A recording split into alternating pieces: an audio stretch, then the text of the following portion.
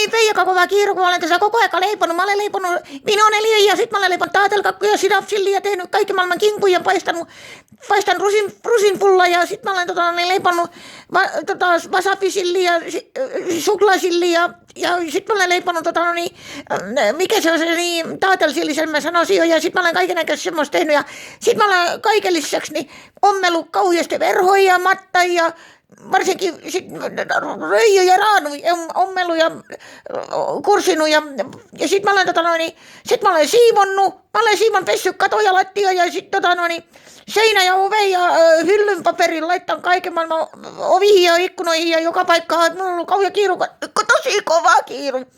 Ihan älyttömän kova kiiru koko aika ollut. Ja sitten naapuri kysyi vielä, että voisitko sä leikuttaa vinoneliä, niin senkin mä voisin jo tehdä.